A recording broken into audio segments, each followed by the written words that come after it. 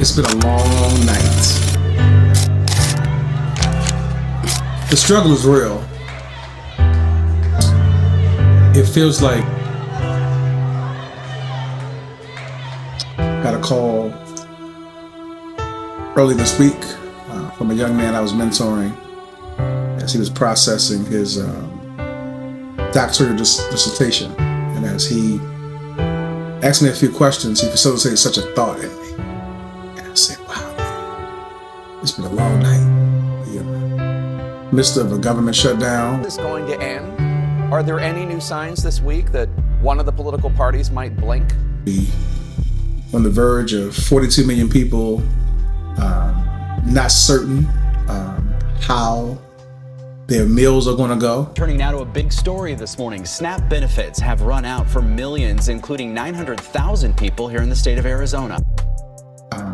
We are leaders, being pastors, not trying to be moved so much by every win that the administration presents. You're trying to have some type of consistency in people's lives, but yet you still want to help them. 32 days into the government shutdown, and 2 congressional Republicans have emerged as the biggest critics of their own party's handling of it.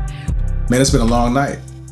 And I thought about a long night. I thought about people's marriages, thought about grief, thought about people's pain, thought about their children, thought about securing the future. All I can say, man, it's been a long night. And I thought about Jacob and how him and his brother Esau had this interaction, and then he had to go and he was preparing for the night, and him and God wrestled all night long.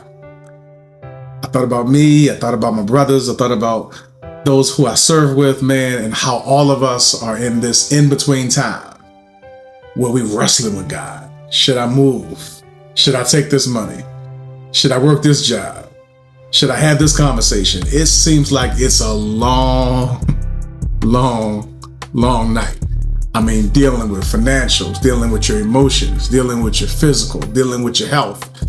We're in the midst of the politics that you have one body fighting that our premiums can be sustained. Then you got the other party fighting over spending, and then you see what's contradictory from it. It's a long night. You don't know who to believe, what to believe. But yet people are being impacted. And it seems like, do people really care? And at times you're like, God, where are you in all of this? But I've learned to be sensitive, because I was like, you don't see God in this? But I've learned that in the stillness that we have to allow it to evolve as we embrace this process. What can we learn knowing that God is there? Knowing scriptures like I once was young and now I'm old, but I've never seen the righteous forsaken nor a seed begging for bread. But yet you look in your bank account and you don't really see the way out. But being able to live through the journey. And as Jacob wrestled with God all night, he wrestled with God to the point where he had a moment say, I can't let you go until you bless me. And the Bible goes on to say that he ended up having a hip replacement surgery. God removed something from him. And I believe that night transformed Jacob's life. As Jacob was known as a supplanter, a trickster, he had some things he had to work through based on his own family situations. But that night of wrestling with God and not letting go until you bless me, not letting go until I feel something, not letting go until I see something, not letting go till I get a sense of clarity. And as a result, his name was changed. His identity was changed. Not only was something on the inside being transformed, but God even gave him a new name. He went from Jacob to being known as Israel. And Israel represented God's chosen people. So even in the midst of the long nights, or what may appear to be a nightmare, we experience in our ability to maintain our faith, we experience a breakthrough. So I encourage you, as the psalmist encouraged us, weeping may endure for a night, but joy will come in the morning.